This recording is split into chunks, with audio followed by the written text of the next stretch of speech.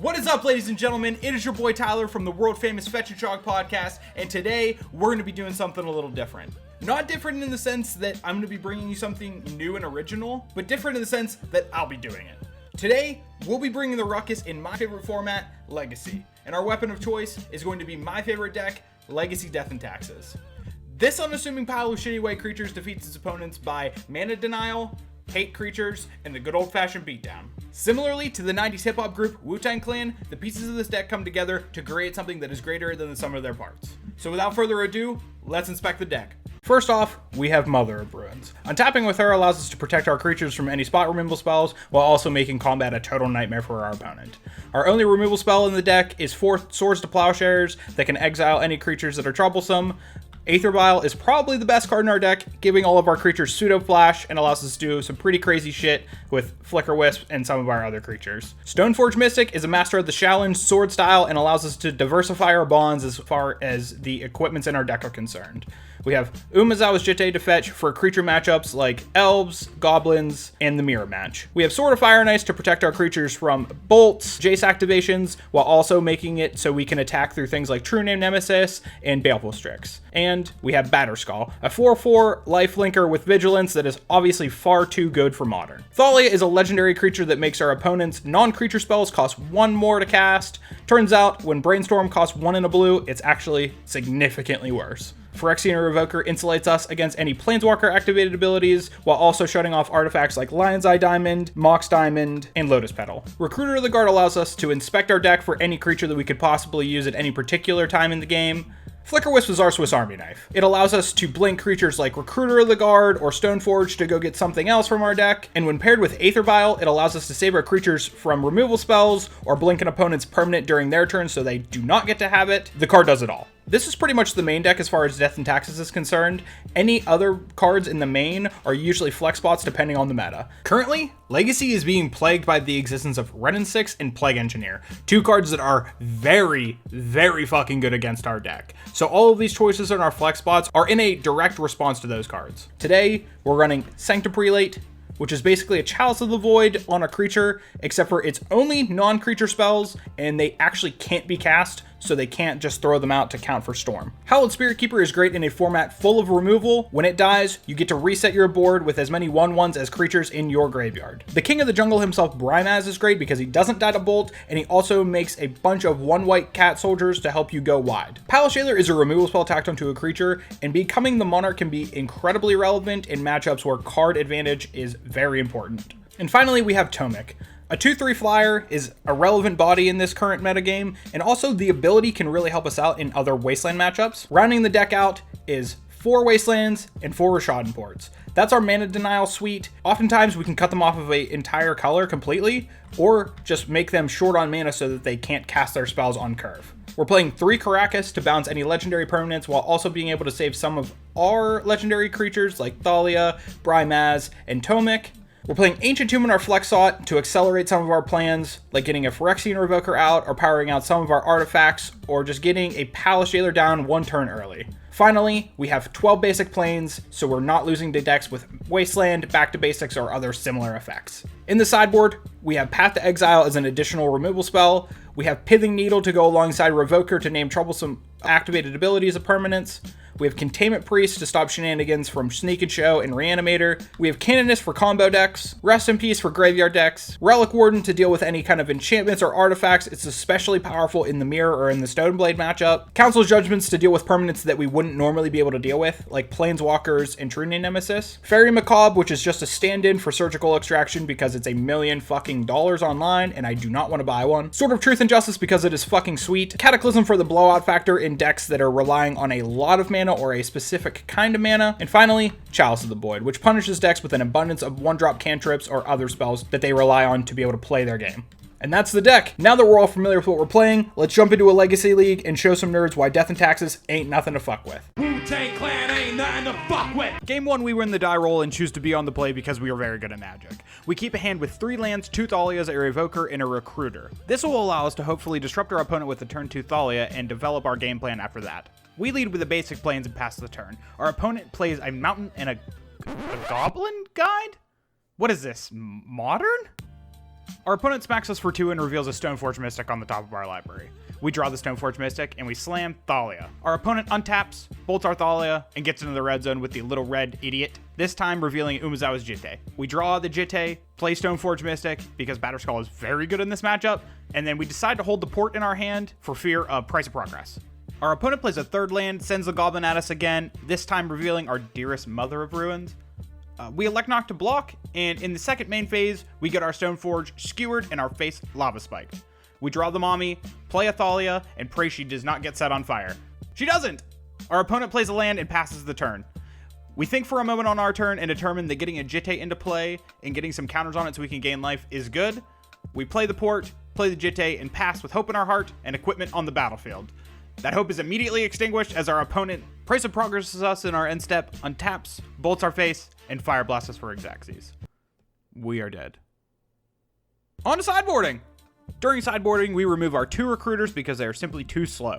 We bring in Path to deal with any early creatures, and Kin to prevent us from dying to a flurry of burn spells in 1 turn. We hit submit with haste and immediately realize that we have Chalice of the Void in our sideboard. Seeing as though the vast majority of our opponent's deck is 1-drops, this would be an incredibly powerful card in the matchup. But alas, we are too slow to get them in the deck before the match starts, and we must now live with our poor decisions. We are on the play for game 2 and keep a hand of 3 lands, a Mom, a Swords, a Stoneforge Mystic, and a Flicker Wisp. We lead with Plains into Mother of Ruins, and our opponent leads with Mountain, Grim Lavamancer. We draw a Sanctum Prelate for the turn, which will serve as a suitable replacement for the Chalice we forgot to board in, and Swords the Lavamancer to ensure that our Mom lives to protect the necks of all of our important creatures. Our opponent plays a land, a Swift Spear, and attacks for 1. We elect not to block in fear of a burn spell killing our precious Mother. Our opponent passes and we slam Prelate. With Prelate on the stack, our opponent attempts to bolt our Mom and we protect her with herself. Our Prelate resolves, we name 1, and we pass the turn. Our opponent attacks with a Swift Spear and before damage, casts a Fire Blast on our Prelate. Good night, sweet prince. With our 1-mana spells unlocked, our opponent bolts our Mom and smacks us for 3. We draw another Mom for the turn and play out both her and Stoneforge Mystic, fetching Batterskull. On their turn, our opponent Lava Spikes our head and attacks us for 2. We draw a Wisp and pass with the plan of vialing in a Batterskull during their turn. Our opponent sees the line, it concedes to the immense power of a potential 4/4 lifelinker. On to game 3. This time we decide in the Chalice of Voids we forgot about last game, removing the Revokers that seem to have little to no targets. In game 3, we keep a pretty mediocre hand of 4 lands, Swords to Plowshares, Swords to Fire and Ice, and Stoneforge Mystic. Our hope is that we resolve a Stoneforge Mystic, fetch a Batterskull, and ride it to victory. They lead with Swift Spear and hit us for 1. We play a Plains and Swords their Swift Spear in response to a Lava Spike targeting our face. We draw a Chalice and Windmill slam it onto the table. They miss a land drop and suspend a Rift Bolt. On our turn, we decide to play our Sword of Fire and Ice to play around them Rift Bolting and killing our Stoneforge Mystic. On their turn, they point a Rift Bolt at our face and play their 2nd land and pass. We play our Stoneforge, fetch Big Boy Batterskull, and equip the sword to our Core Artificer. In our end step, they smash our Chalice and proceed to kill us with a flurry of burn spells. I can only help but think that this is almost exactly how this would go if Stoneforge was legal in Modern, just dying with a 4/4 in our hand. Oh well, on to round 2! Bring the motherfucking ruckus! Game 1 of round 2, we are on the draw. We keep a hand of 3 lands, a Thalia, a Jitte, a Recruiter of the Guard, and an Aether Vial. Our opponent plays an Ancient Tomb, pitches a Seat of the Synod to Mox Diamond, and plays a Defense Grid. On our turn, we play a Plains and an Aether Vial. Our hope here is that our opponent commits nothing else to the board early, so that we can play a Thalia, wasteland their land, and hopefully tax them out of the game. That is exactly what happens as they miss their next land drop. We wasteland their Ancient Tomb, they miss another land drop, and we tick up our Vial and play Thalia, further ensuring that they are having no fun this game. They continue to miss land drops as we play out our Recruiter to fetch Wisp to blow up their Mox Diamond. They decide that they've had enough, and they concede the game. Considering I saw a grand total of 4 cards from our opponent's deck, I decided to sideboard rather conservatively. From the cards we saw, I can only assume that we are up against some sort of artifact-based prison deck, most likely using Karn or Urza to close the game. With that in mind, I side out Jitte and Prelate, and I shave a Swords to Plowshares and a Stoneforge Mystic to make room for 2 Council Judgments, Leonic Relic Warden, and Pithing Needle. It's possible that bringing in the Cataclysms is correct here, in place of 2 additional Swords of Plowshares, but I have no clue what I'm doing, and this seems like the safest route. Game 2, we keep a hand of 3 lands, Vial, Needle, Wisp, and Jailer. Our opponent mulls to 5 and leads with a Chalice of the Void on 1. Fuck! We play a Plains and pass. They play a Seat and an LED. We draw a Wasteland and decide to play out our port and lock down their tomb in their upkeep. They play a Cavern of Souls naming Human, all but guaranteeing that they have Urza in their deck. We pause for a moment to look up what exactly Urza does, and in fear of any shenanigans, we waste their tomb and tap down their Seat in their upkeep. Our opponent plays an island and passes the turn. On our turn, we wisp out their Chalice to unlock our 1-mana artifacts. They use their tax-free turn to play the Scourge of Vintage, Karn the Great Creator. They proceed to sack the LED for blue and tick up Karn. I can almost assure this was a misclick on our opponent's behalf. No doubt their intentions were to minus Karn, grab an ensnaring bridge from their sideboard, and use the LED mana to cast it. Another beautiful example of why Magic Online is a cruel, cruel mistress. On our turn, we stick a needle up Karn's ass, play a Vial, and smack Karn down to 3. We port their land in upkeep, they draw a card, and pass. On our turn, we kill the Karn and slam a Palace Jailer, making sure that we are the pretty princess. As our first order as the princess, we draw a card in our end step.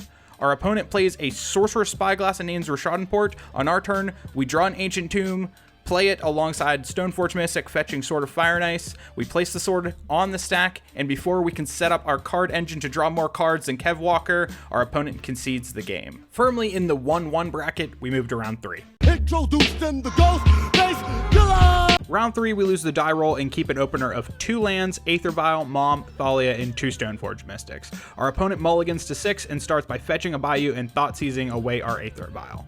We play our Plains and our Mother of Ruins. Our opponent misses a land drop and shreds our hand with a Cabal Therapy naming Stoneforge. We capitalize on our opponent's bad fortune by wasting their only mana source. Our opponent continues to miss land drops as we deploy a Thalia and a Revoker naming Vampire Hexmage. Our opponent finally draws a land, but unfortunately, it is a Dryad Arbor that we Swords to Plowshares away. Our opponent plays a Colony Garden, producing a chump blocker. On their next draw step, they realize that even a mighty 0-1 plant isn't enough to dig them out of this, and they concede. We place our opponent on some sort of black-green Dark Depths shenanigans, but the therapies in the main hint towards the possible inclusion of Hogak. With that in mind, we bring in 2 Rest in Pieces, a Fairy Macabre, and a Path. We shave a Stoneforge and cut Jitte and Revoker and hit Submit. Game 2, we keep a solid hand with 3 lands, multiple 1-drops, and our MVP, Flicker Wisp. Our opponent blind therapies our Aether Vial, and we are forced to play our turn 1 Mom. We pass it back, and they play out a Dryad Arbor. We play a second Plains and pass as well. They play a Mox Diamond pitching Bajuka Bog and run out a Sylvan Safekeeper. We tell the Safekeeper to fuck off and path it in our end step. Because they miss a land drop last turn, we decide to wisp out their Mox Diamond to restrict their mana. On their turn, they play a Thespian Stage, so to avoid dying to a potential 2020, we play out our Caracas and play a Vial. Our opponent obviously has the Wasteland to thwart our plans, so on our turn we play our freshly drawn Thalia and keep Wisp back on defense. As expected, they waste our Caracas, crop rotate for Dark Depths, and create a 2020 flyer. On their turn, they play another Dark Depths, and they play Hogak, Ruiner of Formats. We attempt to race them by wisping away their Merit Lage token, but a top deck Vampire Hexmage making another flying 2020 ensures that we will never be able to do so. We lick our wounds and move to game 3. Knowing more about the contents of their deck, we alter our sideboard strategy. We cut the remainder of the Stoneforge Mystic package to make room for a Pithing Needle, both of our Evokers, and our Counterless Judgments. Game 3, we are on the play and keep a hand with a variety of answers to their many big threats. We lead with a Mom, and they lead with a Stage, pitch an additional Stage to Mox Diamond, and play Theros Limited All-Star Satyr Wayfinder. We waste the Stage during our turn to prevent a hasty Merit Lage. On their turn, they Thoughtseize us, take our Recruiter, and play a Colony Garden to get an 0-1 plant, which they immediately sack to therapy away our Revoker. We draw and immediately play a Thalia, and on their turn, we get therapied again, this time stripping away our last valuable card. We play out our plans and use it to port them in their upkeep, leaving up Caracas. They play a Stitcher Supplier and another Colony Garden, and decide not to play Hogak, knowing that it will just be bounced with Caracas. On our turn, we send in with Thalia and cast a Recruiter, fetching Flicker Wisp. They play a Dark Depths and pass. On our turn, we get Thalia into the red zone again and wisp out our Recruiter to keep the value train rolling. Our opponent realizes that they forgot to buy a ticket for the value train, and in a swell of shame and regret, concede the game. Put another check mark in the win column for our flying spaghetti monster, Flicker Wisp. Round 4, we are on the draw and mulligan a 1-lander into an unkeepable 6 into a tolerable 5. We throw back a land and an uncastable 3-drop and keep 2 lands, a Mom, a Swords, and a Revoker. Our opponent plays a Scalding Tarn and passes. We draw a land and run out our Mom. We play the land go game for a few turn cycles, porting their planes until in our end step they play a Brainstorm. We port their island to keep them off of True Name mana, and they cast a Ponder and elect not to shuffle. At this point, I'm pretty sure that they are on some sort of Miracles list, so we play our Revoker naming Jace and port them off of blue. They respond with a Snapcaster targeting Brainstorm. In their draw step, they Terminus away our board and flashback the Brainstorm in their main phase. On our turn, we play an Aether Vial, which gets met with a Force of Will. We port their island again, and they play a Tundra and a Narset. They minus the Narset, finding a Jace, and on our turn we play a Wisp and reset one of our planes. On their turn, our opponent finds a Force with the Narset, play Jace, and bounce our Wisp. We continue to draw hot garbage and play out our Wisp again. They Brainstorm with Jace, Swords our Wisp, and play a fucking back to basics. We draw a Batterskull and attempt to cast it. Our opponent kindly shows us a Force of Negation. At this point, our planes have thoroughly been walked on, and we pack it in for game 2.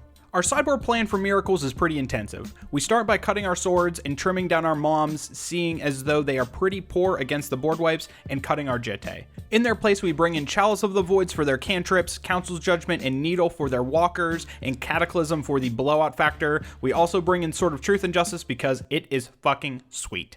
Game 2, we keep a respectable hand of 3 lands, Vial, Council's Judgment, Recruiter, and Wisp. We lead with a Vial and it doesn't get forced, which feels pretty nice. They play a fetch land and pass. We draw a Chalice and play it on 1. Our opponent fetches in response, but thankfully our Chalice resolves. On their turn, they play a land, and in our upkeep, they play a Containment Priest, which is mildly annoying. We play a Recruiter and fetch up a Sanctum Prelate. On their turn, they attack for 2 and play a Mentor. We Council's Judgment away their Mentor, which in hindsight should have probably just been exiled with Wisp and left to die to the priest ability, but I am bad at Magic. On their turn, they Nature's Chant our Chalice, releasing their 1-mana spells, and cast a Brainstorm. On our turn, we place a Flicker Wisp onto the stack, and it gets met with a Force of Will, pitching a Ponder. We attempt to port an island in their upkeep, but they respond with another Brainstorm. On our turn, we run out another Wisp. This time it resolves. With the Wisp trigger on the stack, our opponent disenchants our Vial on 3. It appears as though our opponent has come prepared for the D&T matchup, specifically the artifact-heavy draws. We port again, and this time our opponent responds with a Snapcaster Brainstorm. They Brainstorm and Ponder and attack us for 2. We draw our third Wisp and play out our Prelate on 1.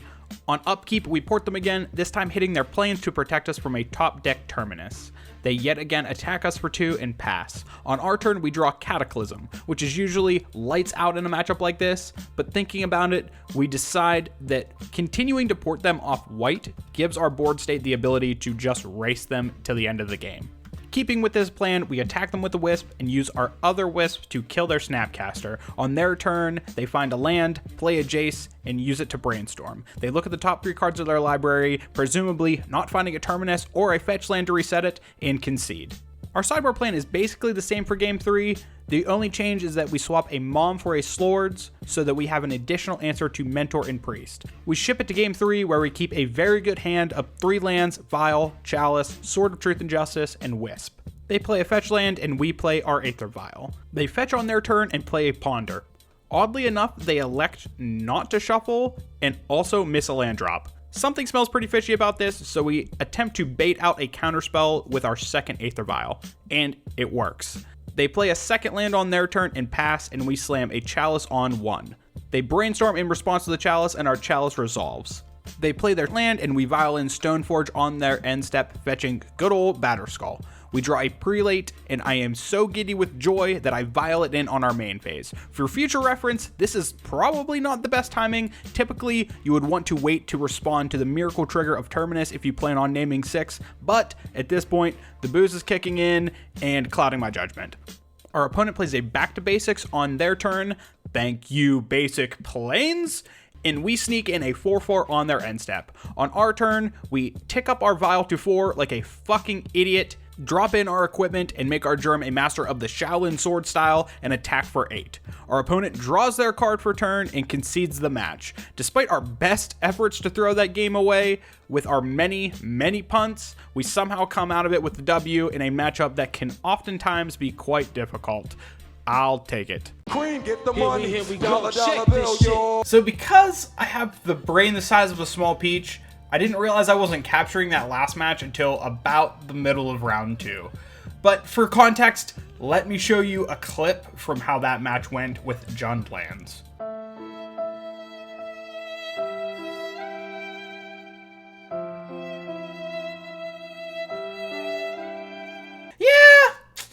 Needless to say, we didn't win that one. Overall, we ended 3-2. The burn match round 1 could have easily swung our way if we would have got an extra turn that last game to get a Battle Skull down and gain some life, which would have put us at 4-1. Inversely, either the Black-Green Depths matchup or the Miracles matchup could have went very differently, putting us at 2-3. My point being is that is exactly what makes a deck like Death and Taxes so awesome. All of these creatures might just look like draft chaff on paper, but in practice, if you know your matchups, you can have a fighting chance in just about any matchup. Except for that Jund deck. That's a lost cause. But anyway, thank you for watching me fumble around with the Wu-Tang Clan of Legacy. If you dug this, please drop a like and subscribe, and head on over to the Fetch and Shock Twitter, where you can keep up with the podcast, new videos, giveaways, potential future streams, and just talk shit with me and my co-host Matt. Catch you later, nerds, and remember, but when it comes to the children, Wu-Tang is for the children. We teach the children.